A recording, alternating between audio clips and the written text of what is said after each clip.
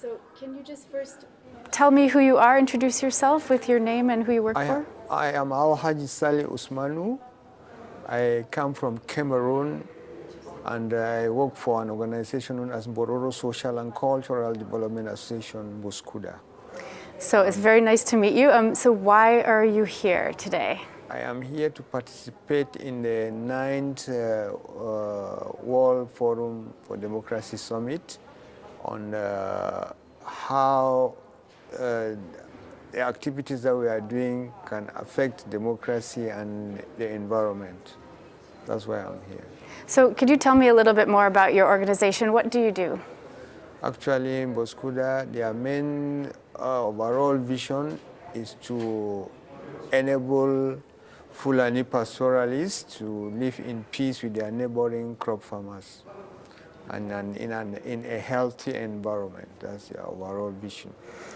Okay, and you also work on other things, other issues as well. No, it sounds like. Actually, we work on issues like access to justice. We enable these people who are so marginalized and underprivileged to access justice. We have components on that. We also work on issues on pasture improvement, which is a key component of the environment because, you know, the Bororos live on cattle heading and it's actually on the environment where farmers are also practicing crop farming. So we have to look at ways to sustain the environment in a way that they will make maximum use of the scarce resources. We work on that. We also provide potable and drinking water to communities. And another key area that we focus on is the girl-child education. Okay. Whereby girls are unable to go to school. We do sponsorships and in most cases for them to attend their full potentials in life. So it sounds like a lot of these issues, even if they're not maybe directly linked to the environment, they all go back to the environment eventually.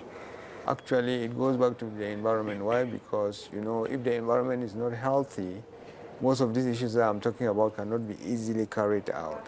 And that is why we pay a lot of attention to environmental protection, the issue of planting trees, encouraging bee farming, which is also very, very key in environmental protection because we plant trees that attract the bees to get flower there and go and produce their honey. So all of that actually is linked up to the environment.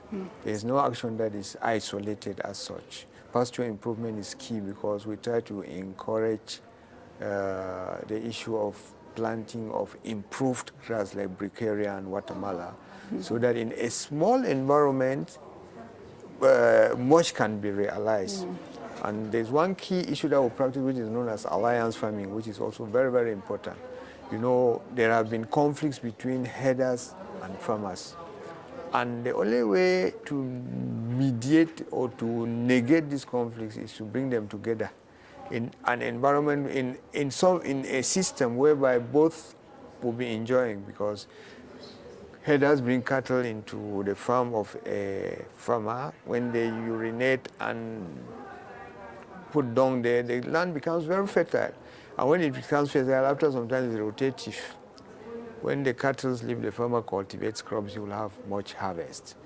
And when it is dry season, when herders too are so found in difficulties to access pasture, now they can go back to the farm for their cattle to eat crop residue. So you see, it's benefiting to both of them. Sure. Yes. And so how can your country work with Europe?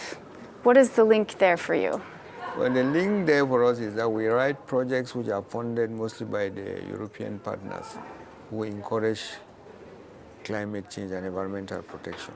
Most of these initiatives have been funded. Definitely, we really want to, first of all, appreciate the efforts of funding such initiatives. And in case of even replication of good lessons that we have learned, they are the ones who encourage us to do that.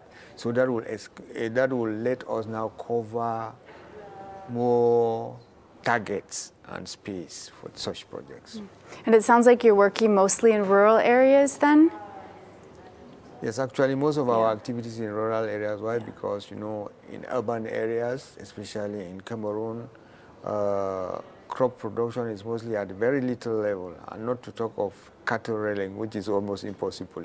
Yeah. They need land, they need spaces where the cattle can graze, as most of them do extensive cattle rearing, not intensive. That's the issue.